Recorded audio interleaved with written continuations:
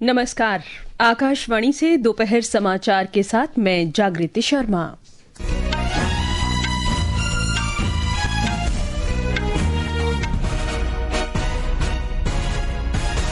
प्रधानमंत्री नरेंद्र मोदी ने कहा, सरकार 21वीं सदी के भारत के लिए आधुनिक खेल व्यवस्था तैयार करने को प्रतिबद्ध।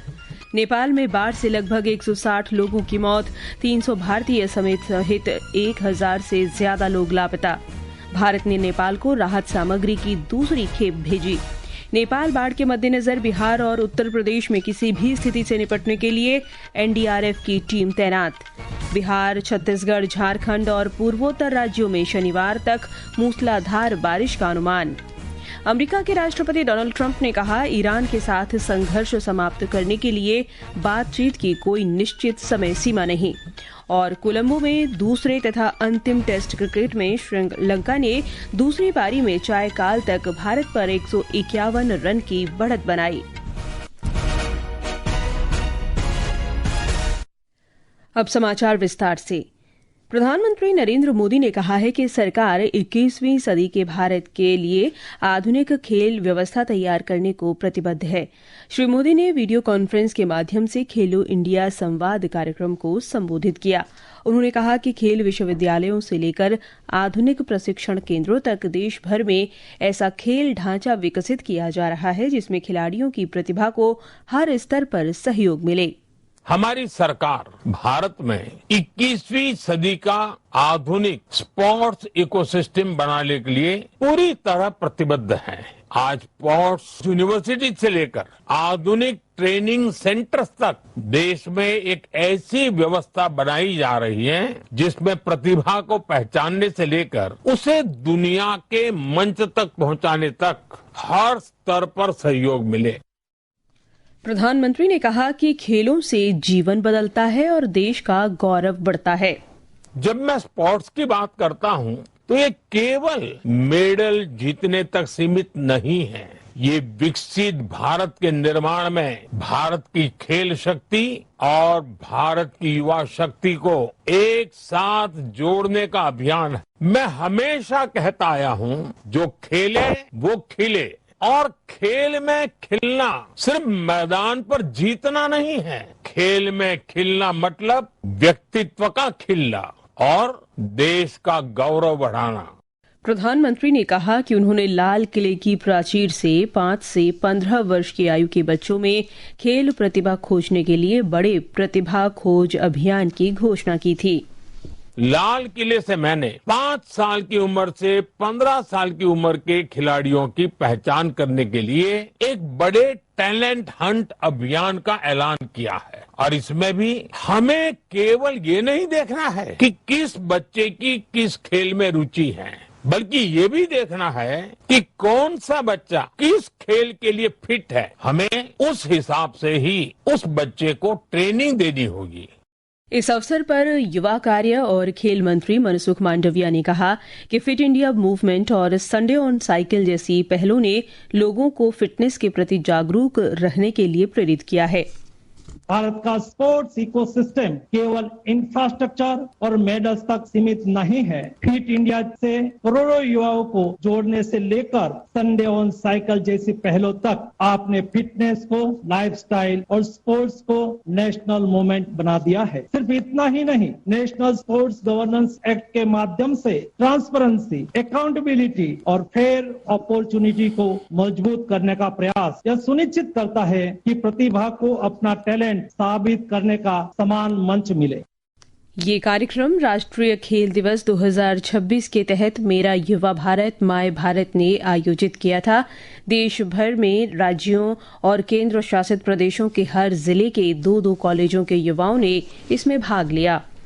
युवा कार्य और खेल मंत्री डॉक्टर मनसुख मांडविया ने कहा है कि केंद्र सरकार ने देश में मजबूत खेल व्यवस्था और बुनियादी ढांचा विकसित करने के लिए 36,000 करोड़ रुपए मंजूर किए हैं। गुजरात में गांधीनगर के पालज स्थित IIT में आयोजित खेलो इंडिया संवाद से अलग मीडिया से बातचीत में डॉक्टर मांडविया ने कहा कि इस राशि का इस्तेमाल खेल अकादमियों की स्थापना, खेल संस्कृति को बढ़ावा देने और खेल सुविधाओं को मजबूत करने में किया जाएगा। संसदीय कार्य मंत्री किरेन रिजिजू ने कहा है कि भारत को अपनी खेल परंपराओं को एक जीवंत खेल संस्कृति में विकसित करना चाहिए। उन्होंने नई दिल्ली के हिंदू कॉलेज में खेलो इंडिया संवाद में हिस्सा लिया। छात्रों को संबोधित करते हुए श्री रिजिजू ने कहा कि प्रधानमंत्री के नेतृत्व में देश एक मजबूत खेल तंत्र विकसित करने के लिए लगातार काम कर रहा है। इंटरनेशनल लेवल में हमारा मेडल्स बढ़ रहे हैं। पहले तो हम एक मुश्किल से 2 मेडल मिलते थे, अब तो हम हर कंपटीशन, चाहे वो कॉमनवेल्थ हो, चाहे ओलंपिक्स हो, एशियन गेम्स हो, अब तो मल्टीपल मेडल्स जीतते हैं इंडियन प्लेयर्स। ये तो बहुत फख्र की बात है। कश्मीर के सभी 10 जिलों के हजारों छात्रों, खिलाड़ियों और अन्य लोगों ने आज प्रधानमंत्री नरेंद्र मोदी के वर्चुअल माध्यम से आयोजित खेलो इंडिया संवाद में भाग लिया।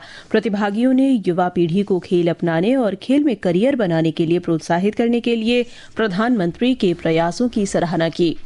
चंडीगढ़ के 51 शिक्षण संस्थानों के हजारों विद्यार्थियों और राष्ट्रीय खेल सेवा स्वयं सेवकों ने आज खेलो इंडिया संवाद खेल की बात प्रधानमंत्री के साथ कार्यक्रम में हिस्सा लिया। पठानकोट स्थित आर्य महिला महाविद्यालय की छात्रा शिव्या ने कहा कि प्रधानमंत्री के संदेश हमेशा युवाओं को विकसित भारत के निर्माण के लिए समर्पित रूप से काम करने के लिए प्रेरित करते हैं। गृह और सहकारिता मंत्री अमित शाह आज आगामी ओलंपिक और राष्ट्रमंडल खेलों की तैयारियों का जायजा लेने के लिए अहमदाबाद के सर्किट हाउस एनेक्सी में एक उच्च स्तरीय समीक्षा बैठक की अध्यक्षता करेंगे। गृह मंत्री गुजरात विद्यापीठ के 72वें दीक्षांत समारोह में मुख्य अतिथि के रूप में शामिल होंगे और विद्यार्थियों को संबोधित करेंगे। रक्षा मंत्री राजनाथ सिंह ने आज मध्य प्रदेश के जबलपुर में 450 करोड़ रुपए की लागत से टी सीरीज टैंकों के ओवरहॉलिंग प्रोजेक्ट की आधारशिला रखी। इस परियोजना से रक्षा उपकरणों के रखरखाव और उत्पादन में आत्मनिर्भरता को बढ़ावा मिलेगा। ये समाचार हमारे न्यूज ऑन एआईआर ऐप और हमारी वेबसाइट www.newsonair.gov.in पर भी उपलब्ध हैं।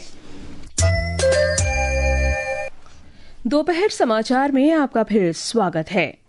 नेपाल में कल आई भीषण बाढ़ में करीब 160 लोगों की मौत हो गई। तिब्बत से आई इस बाढ़ ने कई कस्बों और गांवों को तबाह कर दिया। महत्वपूर्ण पुलों को बहा ले गई और कई पन बिजली परियोजनाओं को ठप कर दिया है। एक रिपोर्ट। नेपाल में आई इस भीषण त्रासदी का कारण भूकंप के झटकों से ग्लेशियर फट जाने को माना जा रहा है। अधिकारियों ने बताया कि प्रभावित क्षेत्रों के विभिन्न हिस्सों से लगभग 100 लोगों को बचाया गया है। इस बीच काठमांडू स्थित भारतीय दूतावास ने भारतीय नागरिकों से संबंधित जानकारी के लिए आपातकालीन नंबर जारी किए हैं। नंबर हैं +977 985 131 6807 और +977 970 910 7500। विश्व बैंक ने भी प्रभावित क्षेत्रों में बचाव, राहत और पुनर्निर्माण कार्यों के लिए नेपाल को आपातकालीन वित्तीय सहायता के रूप में 25 अरब नेपाली रुपए देने की पेशकश की है। इसके अलावा नेपाल में बाढ़ के कारण उत्तर प्रदेश और बिहार में भी हाई अलर्ट जारी किया गया है। समाचार कक्ष से मैं मुकेश कुमार बल। नेपाल के विदेश मंत्री शिशिर खनाल ने बताया कि बाढ़ के कारण लापता हजारों लोगों में लगभग 300 भारतीय पर्यटक शामिल हैं। प्रधानमंत्री नरेंद्र मोदी ने नेपाल के प्रधानमंत्री बालेन्द्र शाह से बात की और उन्हें हर संभव सहायता का आश्वासन दिया। विदेश मंत्री डॉक्टर एस जयशंकर ने कहा है कि नेपाल के बाढ़ प्रभावित क्षेत्रों में सभी भारतीयों की सुरक्षा सुनिश्चित करने के लिए प्रयास जारी हैं। डॉक्टर जयशंकर ने आज नई दिल्ली में विदेश मंत्रालय के विदेश सचिव और काठमांडू और पेइचिंग में भारत के राजदूतों के साथ नेपाल में बाढ़ की स्थिति पर समीक्षा बैठक की। एक सोशल मीडिया पोस्ट में डॉक्टर जयशंकर ने कहा कि विदेश मंत्रालय इस संबंध में विभिन्न मंत्रालयों, राज्य सरकारों, पर्यटन संचालकों और परियोजना अधिकारियों के साथ समन्वय कर रहा है। उन्होंने कहा कि सरकार राहत सहायता प्रदान करने के लिए नेपाल के साथ मिलकर काम कर रही है। विदेश राज्य मंत्री कीर्तिवर्धन सिंह ने कहा कि भारतीय बचाव दल प्रभावित क्षेत्र में मौजूद हैं और राहत अभियान में सक्रियता से जुटे हुए हैं। भारत ने नेपाल के लिए 37 टन से अधिक मानवीय सहायता और आपदा राहत सामग्री, दवाइयां तथा खाद्य पैकेट की दूसरी खेप भेजी है। विदेश मंत्री डॉक्टर एस जयशंकर ने सोशल मीडिया पोस्ट में बताया कि भारत नेपाल के अधिकारियों के साथ लगातार संपर्क में है और राहत कार्यों में पूरा सहयोग दे रहा है। राष्ट्रीय आपदा प्रतिक्रिया बल एनडीआरएफ ने कहा है कि नेपाल में आई विनाशकारी बाढ़ से बिहार और उत्तर प्रदेश के सीमावर्ती क्षेत्रों में किसी तरह के नुकसान की कोई खबर नहीं है। हालांकि दोनों राज्य सरकारों के समन्वय से स्थिति पर लगातार नजर रखी जा रही है। बल्कि महानिरीक्षक नरेंद्र सिंह बुंदेला ने बताया कि दोनों राज्यों में एनडीआरएफ की 20 टीम तैनात की गई हैं, जिनमें से 9 बिहार में और 11 उत्तर प्रदेश में हैं। उन्होंने कहा कि उत्तर प्रदेश के गोरखपुर में बल्कि 1 टीम तैनात की गई है। यूपी में कुशीनगर एरिया अफेक्ट होता है गोरखपुर के पास, तो एक टीम वहां पर डाइवर्ट कर दी गई थी। एक जो सीडब्ल्यूसी का भी इनपुट था कि उसका इम्पैक्ट वाल्मीकि नगर में बैरेज है गंडक रिवर पे, उसका जो पानी का डिस्चार्ज का फ्लो उसको मॉनिटर कर रहे हैं। फील्ड में अभी तक फ्लड का ज्यादा इम्पैक्ट नहीं पड़ा है। स्टेट गवर्नमेंट ने अपने रिसोर्सेज एनडीआरएफ की जो रिक्वायर्ड तैनाती है वो कर दी है दोनों राज्यों में, और अभी तक हम इस स्थिति को मॉनिटर कर रहे हैं। इस बीच मौसम विभाग ने शनिवार तक बिहार, छत्तीसगढ़, झारखंड और पूर्वोत्तर राज्यों में मूसलाधार बारिश का अनुमान व्यक्त किया है। ओडिशा, पश्चिम बंगाल के तराई वाले क्षेत्र और सिक्किम में भी कल तक तेज बारिश की संभावना है। वहीं शनिवार और रविवार को ओडिशा के कुछ स्थानों पर मूसलाधार बारिश हो सकती है। सरकार ने आगामी महीनों में प्याज की पर्याप्त उपलब्धता सुनिश्चित करने और मौसमी मूल्य दबाव को कम करने के लिए बफर स्टॉक से जरूरत के अनुसार इसकी आपूर्ति शुरू कर दी है। मंत्रालय ने बताया कि प्याज को 35 रुपए प्रति किलोग्राम की दर से बेचा जाएगा। मंत्रालय ने बताया कि पहली कांदा एक्सप्रेस महाराष्ट्र के नासिक से रवाना हो चुकी है और लगभग 800 मीट्रिक टन प्याज लेकर आज देर शाम या कल सुबह तक राष्ट्रीय राजधानी क्षेत्र दिल्ली में इसके पहुंचने की उम्मीद है। भारतीय जनता पार्टी ने पंजाब में आम आदमी पार्टी सरकार पर अपने सरकारी कर्मचारियों को महंगाई भत्ता जारी न करने का आरोप लगाया है। नई दिल्ली में संवाददाताओं से बातचीत में भाजपा प्रवक्ता प्रदीप भंडारी ने कहा कि डीए अभी तक जारी नहीं होने के कारण 3 लाख से अधिक राज्य सरकार के कर्मचारी विरोध प्रदर्शन कर रहे हैं। वित्त मंत्री निर्मला सीतारामन ने कल कनाडा की विभिन्न वित्तीय कंपनियों के वरिष्ठ अधिकारियों से मुलाकात की। उन्होंने तेजी से बढ़ती भारतीय अर्थव्यवस्था में निवेश बढ़ाने का आग्रह किया। बैठक में बीमा क्षेत्र में प्रत्यक्ष विदेशी निवेश की सीमा 74% से बढ़ाकर 100% करने और बुनियादी ढांचा क्षेत्र में निवेश के अवसर बढ़ाने पर चर्चा हुई। ये समाचार आकाशवाणी से प्रसारित किए जा रहे हैं। ताजा समाचार जानने के लिए आप हमारे न्यूज ऑन एआईआर ऐप और social media handle @AIR News Hindi को फॉलो कर सकते हैं। ये आकाशवाणी है। अमेरिका के राष्ट्रपति डोनाल्ड ट्रंप ने कहा है कि ईरान के साथ संघर्ष समाप्त करने के लिए वार्ता फिर शुरू करने की कोई निश्चित समय सीमा नहीं है। एक निजी समाचार चैनल को दिए साक्षात्कार में राष्ट्रपति ट्रंप ने कहा कि उन्हें बातचीत फिर से शुरू करने की कोई जल्दबाजी नहीं है। श्री ट्रंप ने कहा कि अमेरिका बड़ी बढ़त हासिल कर रहा है। उन्होंने ईरान की आर्थिक मुश्किलों का भी उल्लेख किया। इस बीच कतर के प्रधानमंत्री मोहम्मद बिन अब्दुल रहमान बिन जसीम अल थानी आज ईरान पहुंचेंगे। वे ईरानी अधिकारियों से मुलाकात कर तनाव कम करने और बातचीत के लिए अनुकूल परिस्थितियां बनाने के तरीकों पर चर्चा करेंगे। कोलंबो में श्रीलंका के खिलाफ दूसरे और अंतिम टेस्ट क्रिकेट मैच में भारत मजबूत स्थिति में बना हुआ है। श्रीलंका ने चायकाल तक दूसरी पारी में 155 रन की बढ़त बना ली है। इससे पहले भारत ने श्रीलंका को उनकी पहली पारी में 290 रन पर ऑल आउट करके फॉलो ऑन दिया है। 2 मैचों की श्रृंखला में भारत 1-0 से आगे है। घरेलू शेयर बाजार के संवेदी सूचकांक के दोपहर के कारोबार में आज मामूली गिरावट दर्ज की गई। अंतिम समाचार मिलने तक सेंसेक्स 143 अंक गिरकर 77,330, जबकि निफ्टी 36 अंक की गिरावट के साथ 24,171 पर था। और अंत में मुख्य समाचार एक बार फिर। प्रधानमंत्री नरेंद्र मोदी ने कहा, सरकार 21वीं सदी के भारत के लिए आधुनिक खेल व्यवस्था तैयार करने को पूरी तरह प्रतिबद्ध। नेपाल में बाढ़ से लगभग 160 लोगों की मौत, 300 भारतीय समेत 1000 से ज्यादा लोग लापता। भारत ने नेपाल को राहत सामग्री की दूसरी खेप भेजी। नेपाल बाढ़ के मद्देनजर बिहार और उत्तर प्रदेश में किसी भी स्थिति से निपटने के लिए एनडीआरएफ की टीमें तैनात। बिहार, छत्तीसगढ़, झारखंड और पूर्वोत्तर राज्यों में शनिवार तक मूसलाधार बारिश का अनुमान।